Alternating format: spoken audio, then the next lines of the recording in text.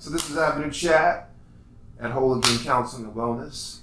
I'm Casey Muse Williams, and this is my guy, my brother, my friend, Brent Rich, who is happily in retirement.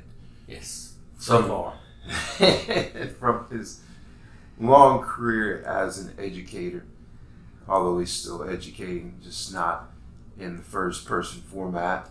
Thank you. That's a reassuring thought.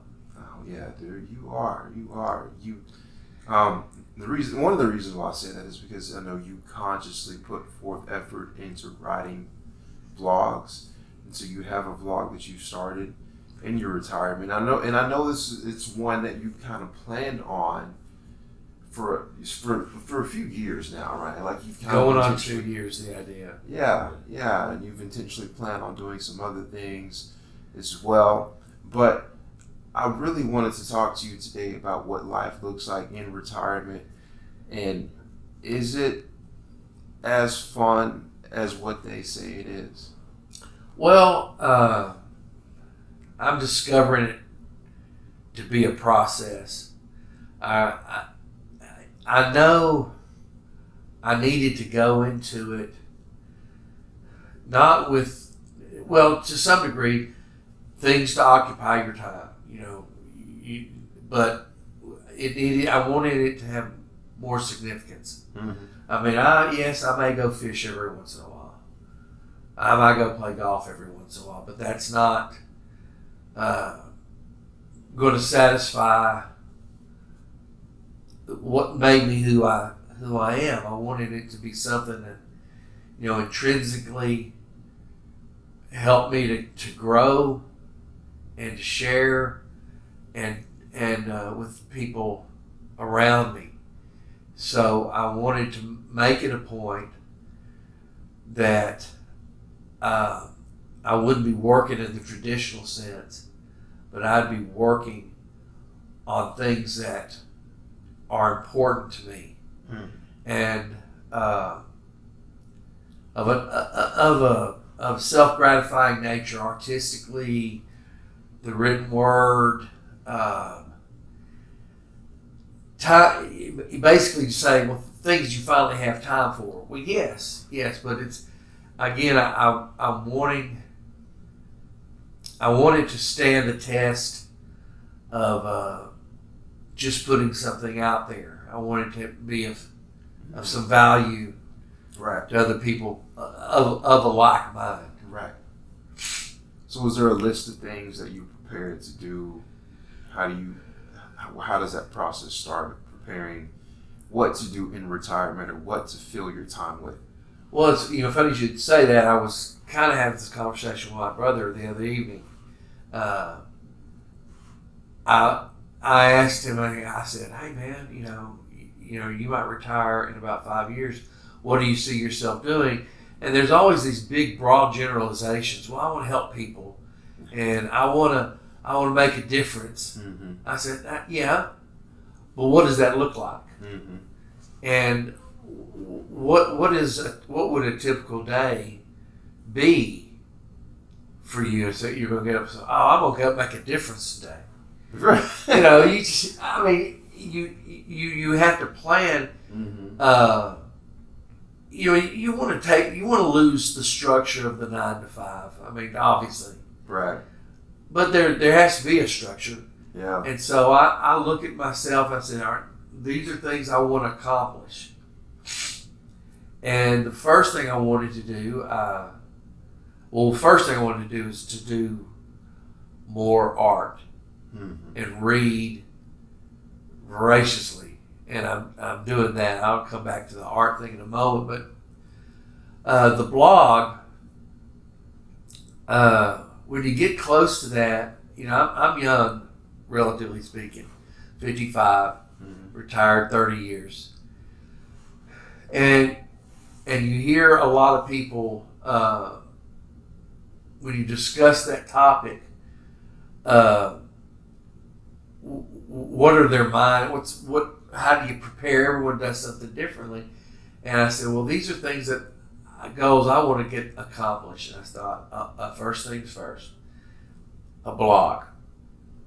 And I wanted it to be a blog of a teacher in his last year or two transitioning into the state of retirement. Mm-hmm. What are some things that you need to be thinking about? What are some things that you didn't encounter? What are some things that were surprises to you? Well, all that changed in early 2020. Yeah. My last class, my last day was March 6th, 2020. That was right when spring break was starting. And we didn't know that we would never go back. Mm-hmm. So a lot of the blog then started taking a life of its own. And then when I decided that this was the time, it's called a Teacher in Transition, 30 years an educator, COVID-19, distance learning, retirement, now what? Right. And I think it's going to be something that there's going to be a generation of teachers my age and a little older and a little younger we're going through the same thing. And maybe didn't put it down on paper and maybe still are. And I tell when I'm in the blog writing, there's no one right way for any of this to look. Mm-hmm. But you can take from your experiences, and people can take things from them that they find are valuable. Right. And I'm also I'm realizing a lifelong dream. I've started my first book, writing. I read a lot. Me read a lot of books. That would be the absolute most humorous thing if you just started reading your first book. I do all telekinetically, but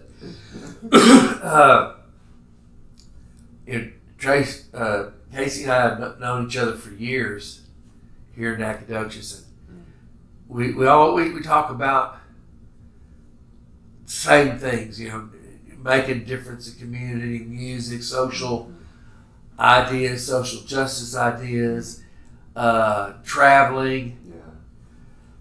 Yeah. The book I'm writing is it's called Have Teacher Will Travel, and I'm a title page, table of contents page, dedication page, preface page, and 47 pages into it, and I'm in my 7th chapter, and it's just relating how my wife and I, who were East Texans our whole life, just discovered that we wanted to see more, but she's a nurse and I'm an RN. We're not going to travel into Michelin restaurants and 5-star hotels, so how do we do it? And we found a way to do it, and it's just an anecdotal, humorous telling of stories of how a common person, just your regular everyday working class family, can see all this magnificence in the world. So that's where I'm at in that regard for that. So give a little bit of context. What has been your season of teaching? What is that like? What subject did you teach? Where did you teach? I've taught at Diboll Independent School District. I quit teaching for a while to build cabinets at For Travel. I taught at Lufkin for 21 years. I taught at Huntington for the last 3. And I have taught, I've been on like 8 different campuses. I've taught American History Survey 1, Texas History Survey, Introduction to Computer Skills, Internet Research Skills. I put together and ran and organized the LISD program for Destination Imagination and Model United Nations. I've done American History Survey 2. I've taught art. I've taught Art 1 in the high school, Art 2, ceramics. So I think those are the fields. So, I've been lucky. I've had variation. I didn't teach one subject 30 years. Right. I was able to have a lot of change. That was a good thing. Yeah, that's probably very helpful. I couldn't imagine doing one subject for all of 30 years of education. It's good. No worries. Yeah. My apologies. I have to turn this down. There we go. Yeah. 30 years of one subject of teaching that's crazy to me. Well, there's some that do it, and there really are people that do oh yeah, and they're good, and some are good at it, and they within that framework of whatever the Texas essential elements require, they find different ways to teach it. And so they're not bored. I mean, they're like everyone else. This is what I'm doing, but I don't have to do it the same way 30 times. I can change it up. So. Yeah, that makes a lot of sense. For me, there would have to be more of a dramatic change in the way that I would teach if I taught the same thing for 30 years. And what's really crazy and what's really fun for me in knowing you is every now and then I'll get a client of mine who knows Destination Imagination or has gone through it or has participated in it, and it's the coolest thing in the world to know that I know you, and to know that that client really enjoyed Destination Imagination. We're talking about a lot of people will equate work with the amount of time that you spend a day. Yeah. It was the most challenging, time-consuming, stressful, wonderful, magnificent time of my career. Those 12 years I did that. Yeah. And I used to tell kids, when I was, I'd see them, kind of goof off. Teenagers goof off. I wouldn't chide them. I would sometimes. I had a temper, but most of that, I would try to get them focused by saying, we're never closer to being divine than when we create. Yeah. I said that's all we're doing. That is our purpose in this class. And yes, there's a competition element to it. Yeah. Okay, but we create solutions to these problems, and we're given roadblocks that we have to overcome and obstacles to overcome. And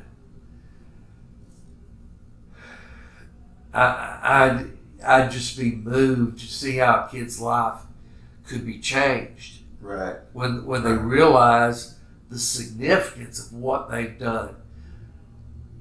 Personally significant. Right. And right. Sometimes, and depending on the space that they create, they're not always given the affirmation that they have created something that's powerful. Whether it be powerful to them as an individual person, or whether it be powerful to the influence of other people, sometimes they just don't receive that confirmation, which is detrimental to their growth and development, because they think they're just doing everything just so frivolously and just for mundane reasons, and they're like, why the heck am I continuing to do this? For a number on a test. Right. And there's been instances in the time a young man who teaches dance here in the local area, he was on my team, and we had to create a presentation with student-created music, student-created dance, and student-created art to convey this story. We couldn't say a word. And they did it and the 7 minutes was up and you looked out in the audience and there were tears coming down people's faces. They stood up and gave them a standing ovation. Yeah. And at that time, they didn't know how much power they had. Up here and here, and what they were blessed with could move people like that. Yeah. I'll never forget that. Yeah. Never. Yeah, no, I mean, I think, man, learning how to create, learning where to create, learning how to effectively create is a gift, and it is one of the most important gifts that is given to us. Sometimes people just aren't taught how to do that.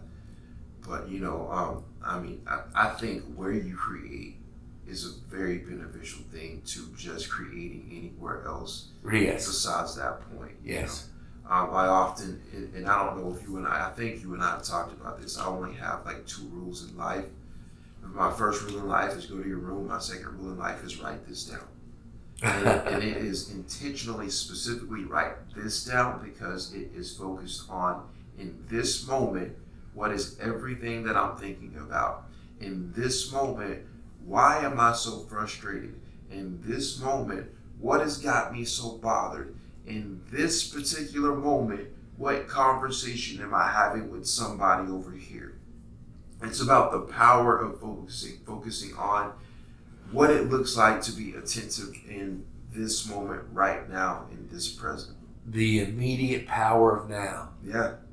And I think people, you and I we're like-minded people. Yeah. About things. Yeah. And I think people that think that way, they understand that lightning can strike at any time. Yeah. And you pick up on what it is, what it is that's, like you said, moved you, and you don't forget it. And I've got a journal. I do that as well. Mm-hmm. And then, who knows what comes from that? Yeah. I mean, some people are so caught up in minutia, and I'm not wiser than anybody else. I mean, the teaching job, the teaching profession, is a lot of bureaucratic minutia. Yeah. But they get resentful of that, or they get caught up in it, and they miss the magic, what happens now. And that's all there ever is right now. And that's a hard concept to get people to understand. Yeah, it is. I kind of share a story. Yeah. All right, there's and I would tell it to my students, and someone would go, "What?" And others would go like this. There's this great prince in the Far East, and he lives in this beautiful marbled granite palace. And he steps out onto the balcony, and he can see for miles this beautiful garden that his workers have placed for him. And the sky is bright blue, and the wind that's blowing is cool and refreshing. And he can smell the aromas coming from his garden. And he says, so I'm going to walk amongst all these things that are beautiful. And you figure, well, you'd be overwhelmed and distracted because there's so much. And he walks a little bit and he stops. And there is this white and yellow bloom. And of all the others around that he'd seen, and around that particular bloom, that one catches his eye. And he's drawn to it. He goes, this is perfect. He gets close and he smells the aroma of the flower, and it's just breathtaking. It's most aromatic and heavenly scent he can ever remember smelling. And the petals are soft and symmetrical. It's just perfect. And he reaches down to grasp the bloom, and a wind blows, and the petals are blown through all creation. Mm. And the prince goes, but of course. That's where I would stop it. And I would, question and answer with the kids. I said, what's happened here? Did this guy make a mistake? What was this mistake? And we all come to the realization is you can't control anything. The moment's happening. It's happening right now. Yeah. The magic was immersing yourself into the beauty of that for as long as that bloom lasts. But you can't take it and control it. It's not, and if you did, it wouldn't be the same. And that's been a long lesson for me to learn through my life. It's not something I just was. Yeah. So but what we were talking about right now, putting something down on paper right now, because right now it's having an impact on you right now. Yeah. That's something that everyone, if they give themselves time to, can see that happen in their life. Yeah. Yeah. I mean, you're right. Wow. You're right. Yeah. And then it's like, how do you get someone to understand that? And what techniques do you use to teach that, or how do you get them to identify that that's important, right? It can be a complicated thing. Yes. A lot of the time, it really is just about having them naturally occur a learning experience just through the osmosis of life, and then saying, hey, listen, if you would have went and gathered your thoughts a little bit, wrote this down, put it down on paper, because it enforces what is really going on in your head. You don't have to worry about trying to remember anything that you were thinking about. Things would have worked out differently. Yeah. But the thing to learn beyond that is regret is useless. Yeah. Because there will be another magic moment. There will be one. Oh yeah. And that's a human inclination. I missed it. Yep. I messed up. Yep. Well, we all do. Yep. But great things happen to everybody. And then those other negative words of regret and affirmation start sinking in. It turns into negative affirmation at some point in time. Yeah. And then the eyes close. Yeah. To what's going on around them. Yeah. So your blog, where can people find your blog? Where is it at? I know you post the links on Facebook. I'm on. I actually have it on 3 locations. Okay. I have it on Tumblr, and I picked Tumblr because Tumblr's it has a lot younger writers and artists on it. Yeah. And I thought that and it has been. It's been a way to that I can work my visual art into it. I'm also on Medium, which is an exciting place to be because it is a community of writers. I mean, the people that are on Medium consider themselves writers, and some are well-accomplished writers. A certain Barack Obama is a member of Medium. Okay. And Dan Rather writes on Medium, and Brent Rich writes on Medium. Come on. And I also have it on my my website where I'm giving snippets of my book. I have a photo gallery of the travels that my wife and I have taken. I have my art that I'm selling, and that is called, all lowercase, medievalartsandillustrations.com. Okay. And my blog is also on there. I'm also trying to put it on Substack. Okay. And my shop is on, I have an Etsy shop and a shop page on Facebook.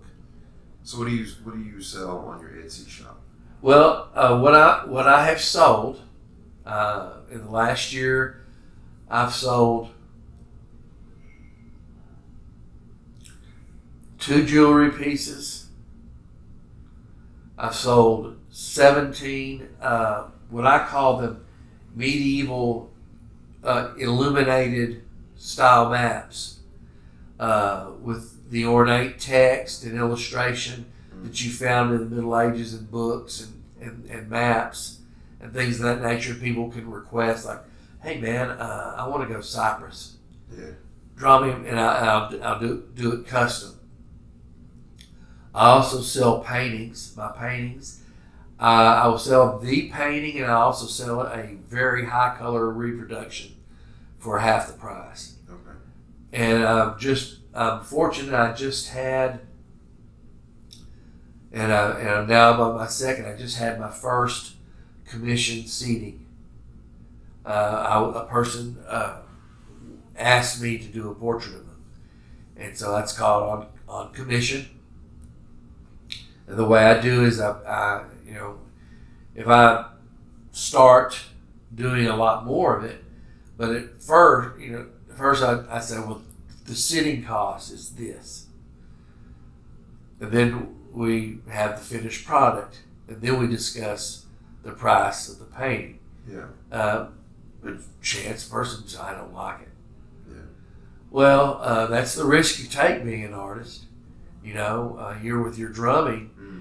You could very easily come across a crew of people that don't like a steel drum or whatever you might be working on, and they'll pass. Well, they could do that, but my compensation came through the sitting process, right, and the rendering of the painting.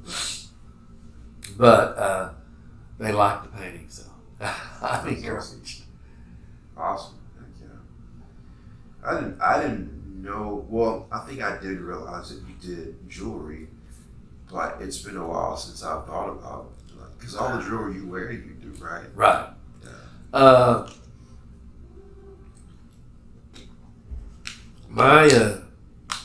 My style tends to be kind of organic, very earthy.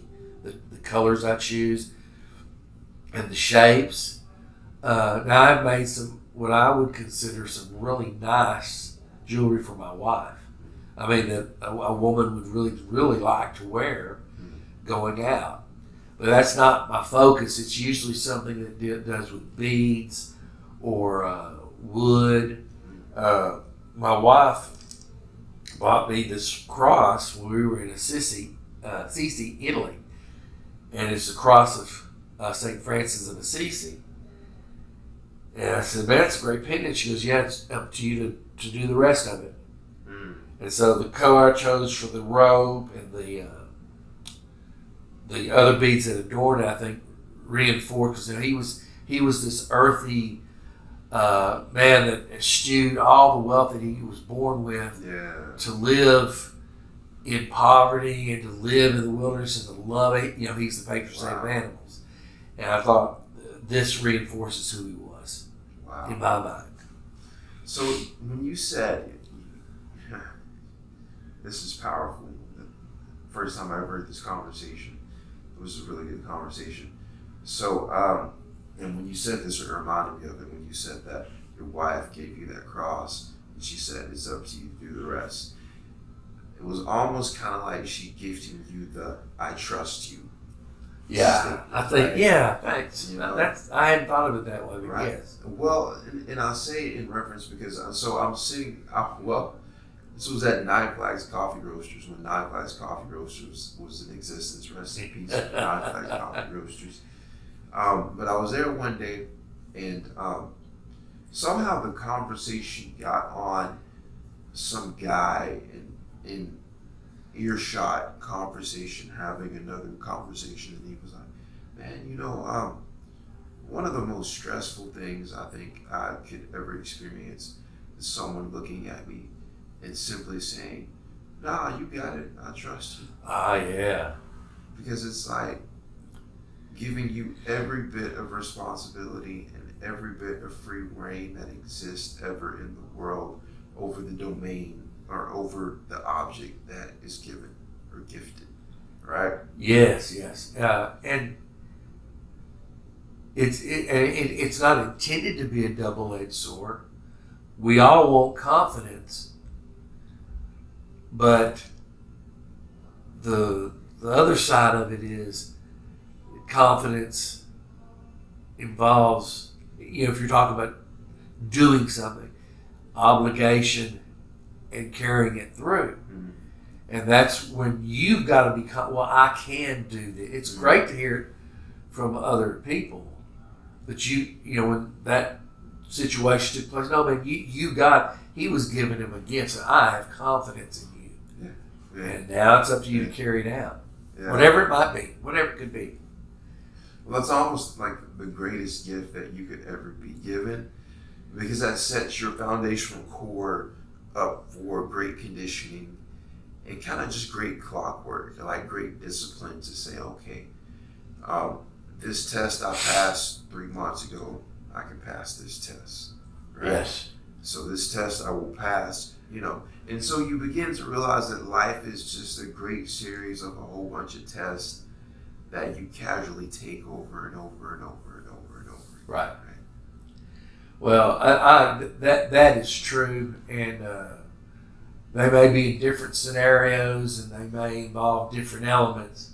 Yeah. But what is it Bob Dylan says? He not busy being born, is busy dying. Yeah. And I'd had that on my board, and those kids would, what does that mean, Mr. Rich? and I tell them, I said, look, he's not.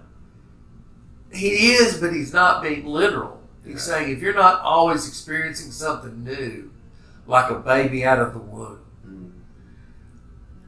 and you get caught in routine and nothing new is coming, well then, you are acting out the biological function of dying. Cells not being reproduced, all of that, and it starts happening here and in here. And that's a trap that so many of us fall in. I mentioned 9 to 5. Yeah. Punching the clock. 30 days doing the same year over and over and over. And I would hit that so hard with my students,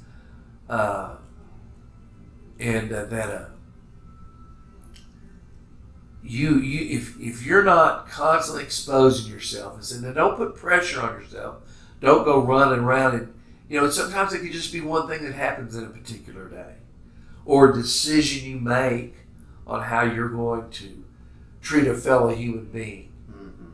But you respond differently than you had in the past. Well, you're being born. Yeah.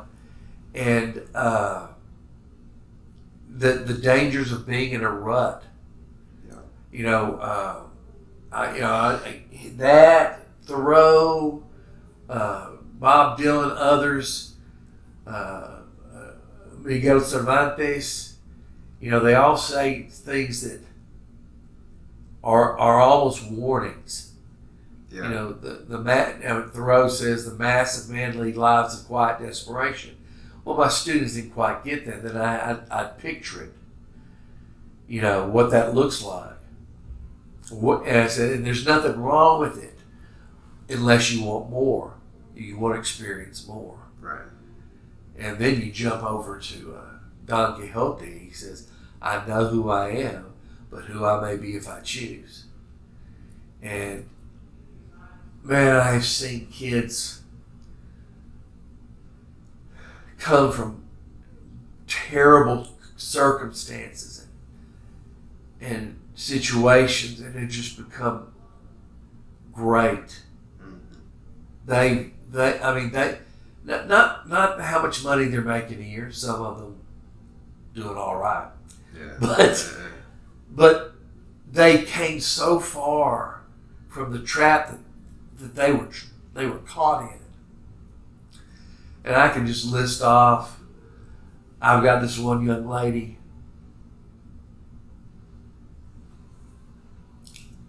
She's from a very small East Texas town. And I had her in my Art 1 class. She was the first person that came into my room my first day of my first year in Huntington.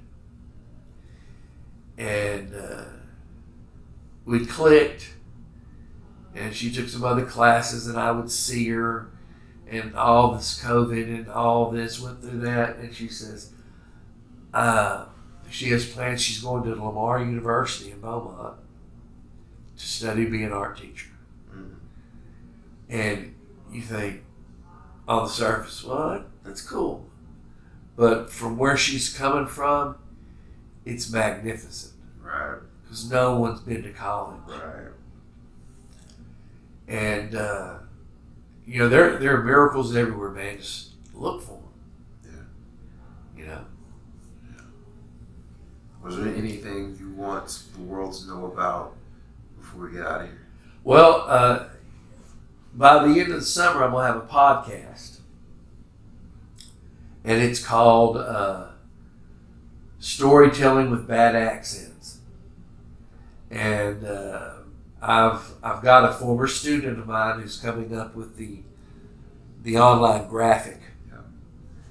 And what I'll be doing is going over the concept, the ancient art of storytelling, the oral tradition of learning,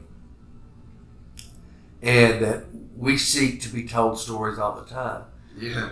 Television programs, a book, social media. So, I love that. Yeah. Because all they are is just stories. They're just shorter form stories than what would normally be told in a lot of other mediums of receiving content. And the best times a human beings can spend is sitting down over a table. Maybe you're breaking bread and having a drink, or maybe you're not. But you're having a conversation, but you're telling stories. Yeah. And there are cultures, like in France, their lunch meal is 2 hours long. Yes. And they're not just stuffing their face. They are, and it's great food, but they are talking. There is no television screen. Yeah. And they talk and they share. And the average meal in the United States lasts 20 minutes. Yeah. At most. At most. At lunchtime as little as 7. Yep. And it's what people they shared with each other. Now my podcast is going to be telling stories. I've got this big collection of all different kind of cultures. Native American. I've got some from the Nile River Valley, some near the Horn of Africa, quite a few cultural folk stories from Europe, the Far East, and I'm going to tell them, introduce them and tell them in a dramatic way with the use of the accent, more as a sign of respect, because sometimes the way you're told something really affects the way that you hear it. I talked to an Irish guy once in Ireland, of all places, and he was telling this story. It was kind of sad, and I said, "Frankie, did the guy get the job, and was everyone okay?" He goes, "You're not knowing. This ain't an American story. This is an Irish one. There aren't always happy endings." Yeah. And the way he said it with his accent and the inflections of the way he explained it, there's not always a happy ending. Right. And it got to you, and then it hits you, and then hopefully it'll make you more realize how fortunate you may be. And that's what I hope to get out of it, and just have a lot of fun doing it. Yeah. Awesome. I'm excited for that. I know you and I have talked about that as well. I'm truly excited about where that goes and how you introduce that. That'll be fun. Yeah. Alright guys, this is Casey Muse, this is Brent Rich, this has been AvenueChat. Thank you for tuning in. Be sure to listen on YouTube. It'll be on Spotify. There'll be clippings of this on Instagram as well. Appreciate your time. Be blessed, be loved. Love someone else.